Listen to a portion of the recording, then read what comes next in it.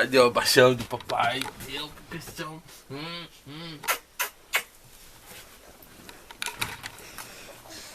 Ei, bebê, conta pra mim, como você se sente fazendo um ano de vida? Se sente mais velho? Seu lindo, seu lindo. Olá, tudo bem com vocês? Dia 25 de novembro, meu filho completou um ano. E eu completei um ano de experiência com a maternidade. E eu vim contar pra vocês como foi esse um ano de experiência com a maternidade, as coisas que me marcaram mais e esse tipo de coisa, né? Então já vai deixando seu like logo no começo. E não se esqueça de se inscrever nesse canal pra não perder nenhum vídeo. Então vamos lá. Quando eu tive meu bebê, a primeira sensação que me veio foi medo.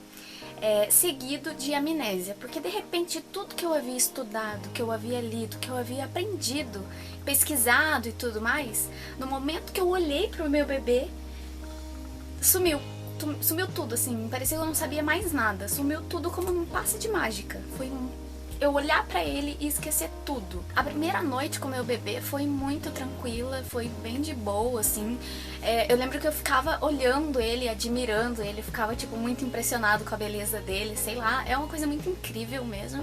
Tudo na maternidade correu muito bem e agradável, sem nenhuma, tipo, dificuldade muito grande. Mas...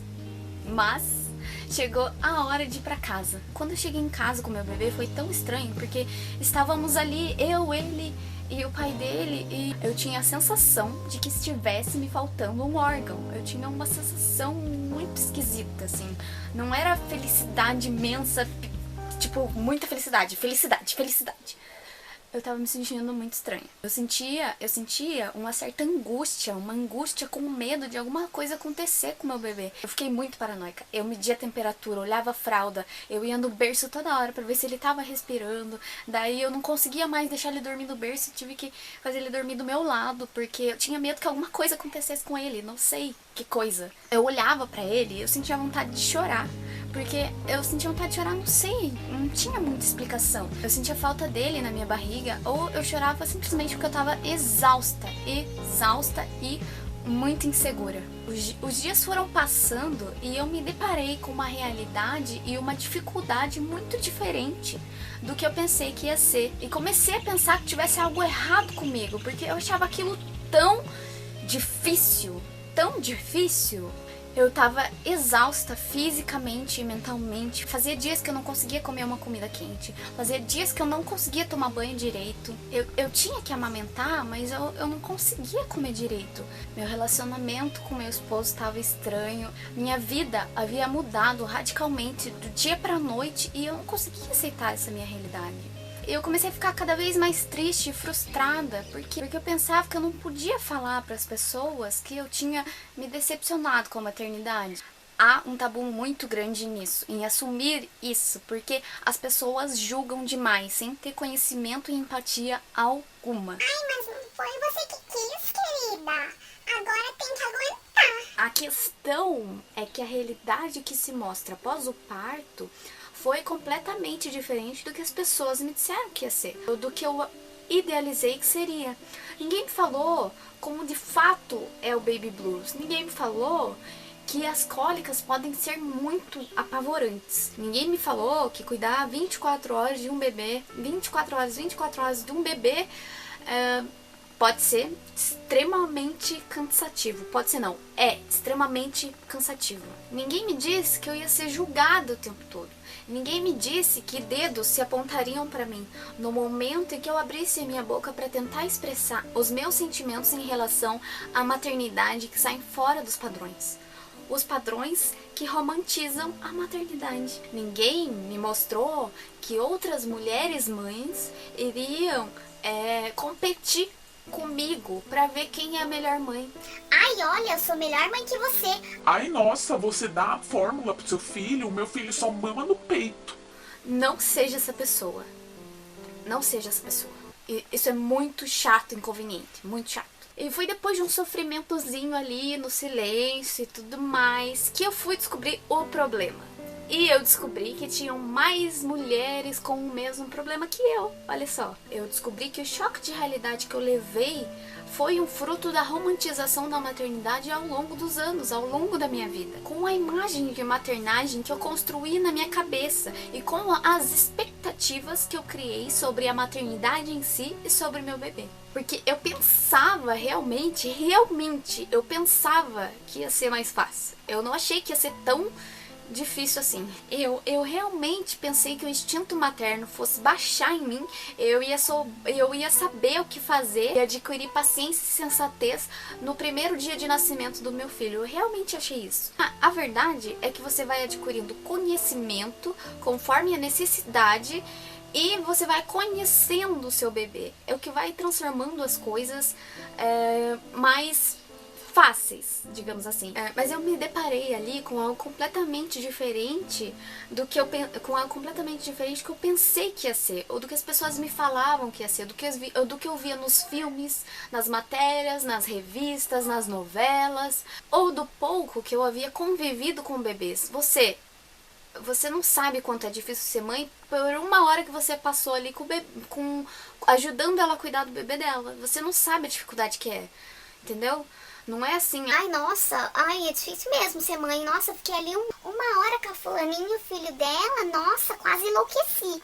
Depois de ver alguns vídeos, pesquisar e ler muito e poder conversar com outras mães sobre a desromantização da maternidade, foi que eu consegui me abrir com a minha família, com as pessoas ao meu redor e dizer o que eu tava sentindo. Falar que às vezes eu tinha vontade de sair correndo porque eu não aguentava mais escutar o choro do meu bebê.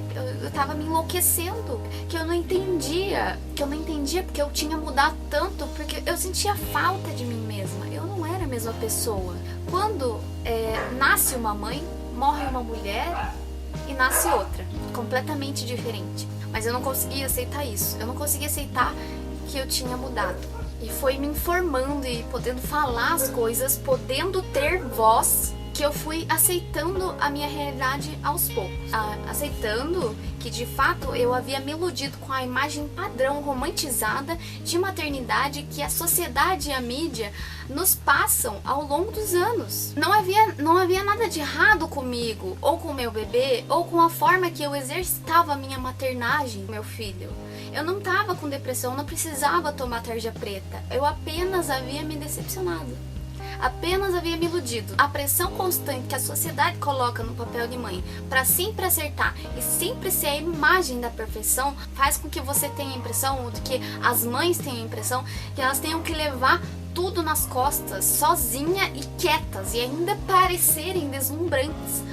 Não deixar transparecer que você tá exausta, que você tá há dias sem dormir direito, que você não pode falar as coisas ruins da maternidade, que ao não esconder e sim expor as reais dificuldades da maternidade, você não ama seu filho. Mas na verdade, não gostar de ser mãe significa que você ama sim seu filho incondicionalmente mais que tudo nessa vida, mas que você odeia esse papel da forma que é imposta a nós mulheres pelo patriarcado e reproduzido pela mídia. Algo que tenta tirar a nossa voz e nos excluir socialmente. Com a desromantização da maternidade, eu pude me libertar como uma mulher e mãe.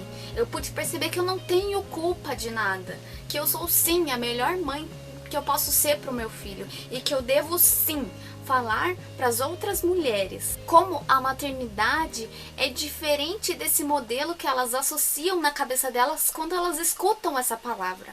Eu pude amar o meu filho mais intensamente, eu pude compreendê-lo melhor, eu pude me doar como uma mãe de verdade, como uma mãe enquanto ser humano, porque além de ser mãe, eu sou ser humano, eu tenho necessidades físicas e mentais. Quando eu começava a me frustrar e me irritar com o choro dele, eu não ficava me culpando ou achando que existia algo errado comigo.